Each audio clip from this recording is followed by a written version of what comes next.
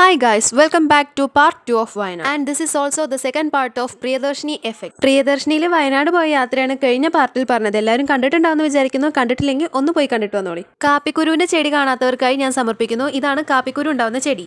അല്ല, നമ്മൾ കുടിച്ചാൽ മാത്രം പോരല്ലോ, അതിന്റെ സോഴ്സും കൂടി നമുക്ക് മനസ്സിലാവേണ്ടത്. അതുകൊണ്ടാട്ടോ പറഞ്ഞു.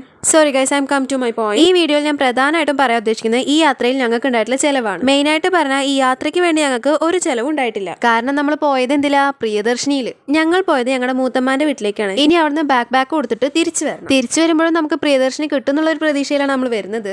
അതിനു മുമ്പ് നമുക്ക് വേറെ കുറച്ച് പരിപാടി ചെയ്യാണ്ട്. ഏതായാലും പോയതല്ലേ, ഇരിക്കട്ടെ അവിടെ. സത്യം പറഞ്ഞാൽ നാട് ഭയങ്കര സൂപ്പറാണ്. എനിക്ക് അവിടെ ഏറ്റവും കൂടുതൽ ഇഷ്ടപ്പെടാണ്ടായ ഒരു കാരണം എന്ന് പറഞ്ഞാൽ നമ്മുടെ നാടിന്റെ അത്ര ചൂടില്ല. അതിപ്പോ മഴക്കാലം ആയതുകൊണ്ടാണോ എന്നറിയില്ല. ഇനി വേനൽക്കാലത്തൊന്ന് പോയോക്കണം. ഇനി ഞങ്ങൾ പോകുന്നത് അതിവിചിത്രമായ ഒരു പരിപാടി ചെയ്യാനാണ്. അതായത് ജീപ്പിൽ പോവുക. അത് വിചിത്രമെന്ന് പറയാൻ കാരണം ഞങ്ങൾ ജീപ്പിൽ കയറി ഒരു മലയ്ക്ക് മുകളിലേക്കാണ് പോകുന്നത്. ഇനി നമുക്കൊരു സ്റ്റൈലിന് വേണമെങ്കിൽ അതിനെ ജീപ്പിംഗ് എന്ന് വിളിക്കാം. ട്രെക്കിംഗ് എന്ന് വിളിക്കൽ നിരോധിച്ചിരിക്കുന്നു. കാരണം ഞങ്ങൾ പോയത് ട്രെക്കിലല്ല, ജീപ്പിലാണ്. ആക്ച്വലി ഈ ആകാശമൊക്കെ കാണുമ്പോൾ നിങ്ങൾക്ക് തോന്നി ഇതെന്താ എത്ര കാണാം, നമ്മുടെയുള്ള ആകാശമല്ലേന്ന്. പക്ഷേ ഇത് നമ്മുടെയുള്ള ആകാശമല്ല, ഇത് വയനാടുള്ള ആകാശം. നമ്മൾ ജീപ്പ് പോകുമ്പോൾ ശ്രദ്ധിക്കേണ്ട ഒരു കാര്യം എന്താണെന്ന് വെച്ചാൽ പിടിച്ചിരിക്കണം. കാരണം നമ്മൾ പോകുന്നത് മെറ്റലും ടാറും നിറഞ്ഞ റോഡ് കോണയാണ്. അല്ല, ഇനിയും ജീപ്പിൽ തന്നെ ഇരുന്നാൽ മതിയോ? നമുക്ക് വീട്ടിൽ പോകണ്ടേ? അതിന് നമ്മൾ ആദ്യം പ്രിയദർശിനി കിട്ടുന്ന സ്ഥലത്ത് പോയിക്കണം. അതുകൊണ്ട് ഞങ്ങൾ മുട്ടിലാണ് പോയി നിന്നത്. I remind you, Muttil is A place.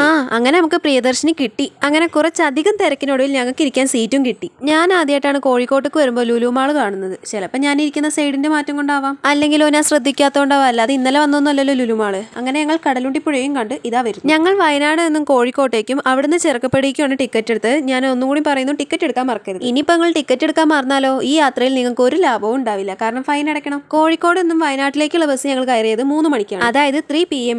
എനിക്ക് എപ്പോഴും ഈ റൂട്ടിലൂടെ പോകുമ്പോൾ ഉണ്ടാകുന്ന ഒരു സംശയമാണ്, ഇത് മനോരമക്കാരുടെ റോഡാണ്. അല്ല, ഇതൊരു വിശ്രമ കേന്ദ്രമാണ് ഇവർ ഉദ്ദേശിച്ചിട്ടുണ്ടെങ്കിൽ അതിന്റെ മോളൊന്നും മറക്കുകയാണെങ്കിൽ മഴയത്തും വെയിലത്തും ആർക്കെങ്കിലൊക്കെ കയറി നിൽക്കായിരുന്നു. അപ്പോൾ നമ്മുടെ നാട്ടിലെത്തിയപ്പോൾ പച്ചപ്പും വന്നു. വയനാട്ടിൽ നിന്ന് ഞങ്ങൾ 10:45 ബസ്സിന് കയറിയിട്ട് ഞങ്ങളുടെ നാട്ടിലെത്തിയത് 7 മണിക്കാണ്. So we are thankful to Kerala government and transport services to giving us to a chance to travel without money. We hope that more good decisions like this will be made. Once again, thank you so much. ഇനിയിപ്പോൾ അടുത്ത വീഡിയോയിൽ കാണാം. Okay, by.